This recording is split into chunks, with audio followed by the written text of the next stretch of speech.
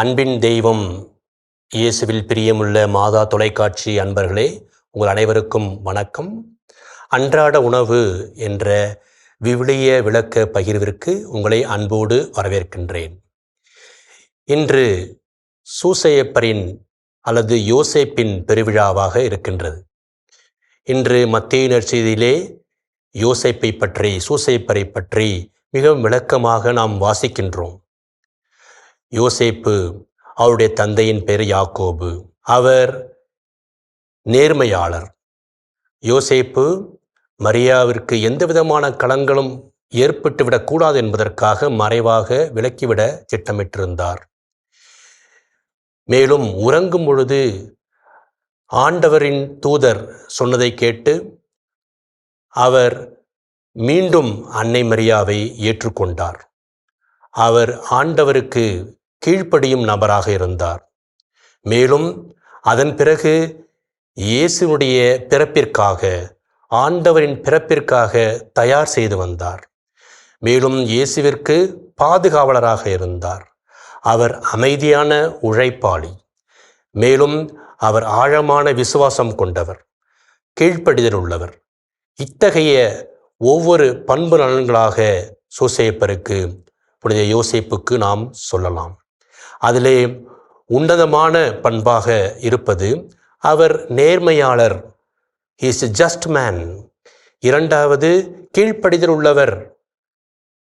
மூன்றாவது, ஆழமான நம்பிக்கை கொண்டவர், கடவுள் மீது ஆழமான விசுவாசம் கொண்டவர்.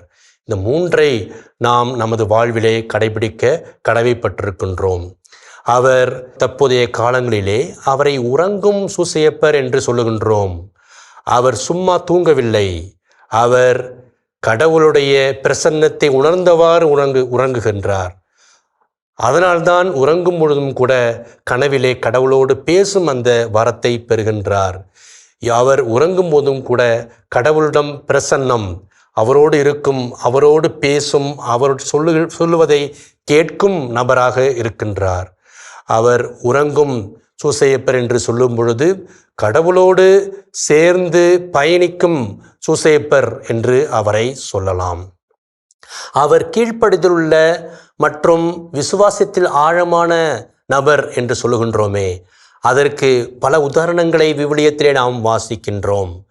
ஆபிரகாம் எப்படி கடவுளுக்கு கீழ்ப்படிந்து மறுபேச்சு பேசாமல் தன் சொந்த மகனையே பலியிட வேண்டும் என்று கேட்டவுடன் அவர் உடனடியாக அதை செயல்படுத்த துணிந்தாரோ, அதை போல நோவா கடவுள் சொன்னார் என்பதற்காக மற்றவர்கள் ஏளனம் செய்தார்கள், கேலி செய்தார்கள்.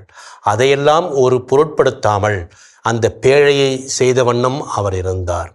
அன்னை மரியா ஒரு சிறந்த உதாரணம். ஆகட்டும், கடவுளுடைய விருப்பப்படியே ஆகட்டும் என்று சொல்லி ஆம் என்று கடவுளுக்கு அவர் தன்னை கையளித்தார். இத்தகைய உதாரணங்களோடு ஒரு உன்னதமான, ஒரு அமைதியான, ஒரு நேர்மையான உதாரணம் சூசையப்பர், யோசேப்பு.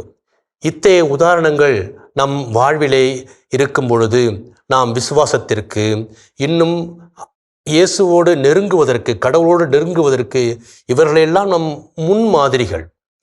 இத்தகைய ஒரு முன்மாதிரியான வாழ்வை வாழ்ந்த புனித சூசையப்பர், புனித யோசேப்பு இன்றைய நாளில் நாம் கொண்டாடுகிறோம் என்று சொன்னால், அதுவும் தவக்காலத்திலே கொண்டாடுகிறோம் என்று சொன்னால், எத்தகைய முக்கியத்துவம் வாய்ந்த அல்லது முகாமையான புனிதர் என்பதை நாம் புரிந்து கொள்ள வேண்டும். அத்தகைய வாழ்வு நாமும் வாழ வேண்டும். அமைதியில் வாழ்ந்தாலும் ஆழமான விசுவாசம்.